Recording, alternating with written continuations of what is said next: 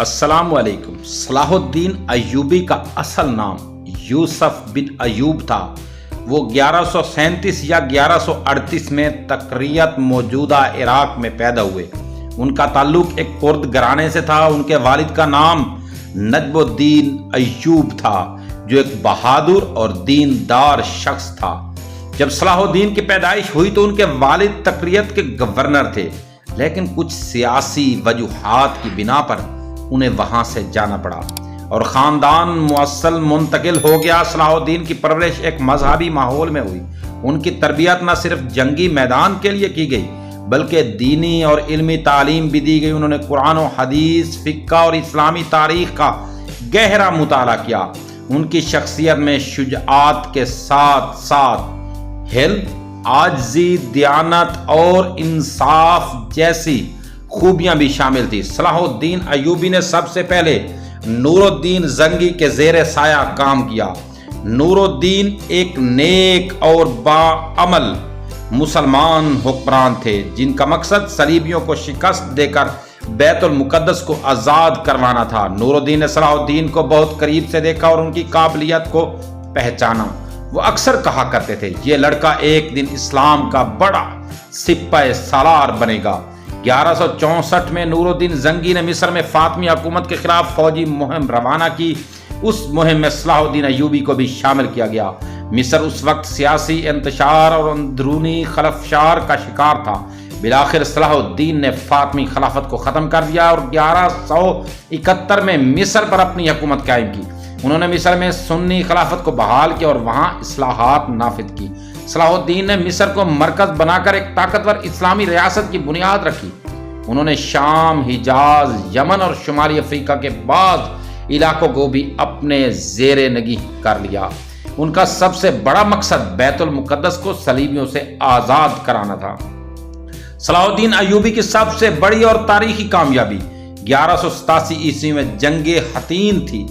इस जंग में उन्होंने सलीबियों को जबरदस्त शिकस्त दी और हजारों फौजी गिरफ्तार किए। इसके बाद उन्होंने बैतुल मुकद्दस का रुख किया और 2 अक्टूबर 1187 ईस्वी को किबला अव्वल बैतुल मुकद्दस को फतह कर लिया।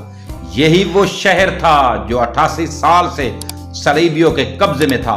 बैतुल मुकद्दस की फतह के वक्त सलाहुद्दीन ने इंतहाई रहमदिली और रवादारी और इंसानियत का मुजाहरा किया। उन्होंने न सिर्फ ईसाइयों को अमान दी, बल्कि उन्हें महफूज तरीके से निकलने की इजाज़त भी दी। जबकि सलीबियों ने जब बैतुल मुकद्दस पर कब्जा किया था तो हज़ारों मुसलमानों को शहीद कर दिया था। बैतुल मुकद्दस की फतह के बाद यूरोप में हलचल मच गई। इंग्लिस्तान, फ्रांस और जर्मनी के बादशाहों ने मिलकर तीसरी सलीबी जंग का आगाज किया। इस जंग में मशहूर ईसाई बादशाह चर्चिल भी शरीक हुआ। यह जंग कई सालों तक जारी रही। रिचर्ड और सलाहुद्दीन के दरमियान कई मार्के हुए। दोनों एक दूसरे के बहादुरी और इखलाक के कायल हो गए थे। आखिरकार सलाहुद्दीन और रिचर्ड के दरमियान 1192 में एक मुआहिदा हुआ, जिसके तहत बैतुल मुकद्दस मुसलमानों के पास ही रहा, मगर ईसाइयों को जियारत की इजाज़त दी गई। इस मुआहिदे से सलाहुद्दीन की सियासी बसीरत और अमर पसंदी का अंदाजा होता है। सलाहुद्दीन अय्यूबी ने जिंदगी पर सादगी इख्तियार की। वो नहायत परहेजगार और अल्लाह से डरने वाले इंसान थे। उन्होंने दौलत जमा नहीं की, बल्कि जो कुछ था वो लोगों और रियासत पर खर्च कर दिया। उनका इंतकाल 4 मार्च 1193 को दमिश्क, शाम में हुआ। कहा जाता है कि उनके इंतकाल के वक्त उनके पास कफन के अलावा कुछ न था। यहाँ तक कि उनकी तदफीन के अखराजात भी रियासत ने बर्दाश्त किए।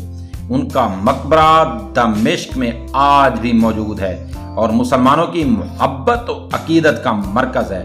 वो सिर्फ एक फातेह नहीं थे, बल्कि एक मिसाली मुसलमान हुक्मरान भी थे। इल्म अदल के दिलदादा थे। उन्होंने हर हाल में इस्लामी अक़दार को मुकद्दम रखा, दुश्मनों से भी अखलाक और रहम का सलूक किया और बैतुल मुकद्दस की फतह के वक्त उनका किरदार दुनिया भर में अमन की अलामत समझा जाता है। सलाहुद्दीन अय्यूबी के अजीम कारनामे: नंबर 1, मिस्र और शाम को मुत्तहिद किया। नंबर 2, फातमी खिलाफत का खात्मा करके सुन्नी खिलाफत को मजबूत किया। नंबर 3, सलीबियों को शिकस्त देकर बैतुल मुकद्दस को आजाद करवाया। नंबर 4, इस्लामी दुनिया को इत्तेहाद का पैगाम दिया। नंबर 5, दुश्मनों से भी हुस्न सलूक और अदल इंसाफ की मिसाल कायम की।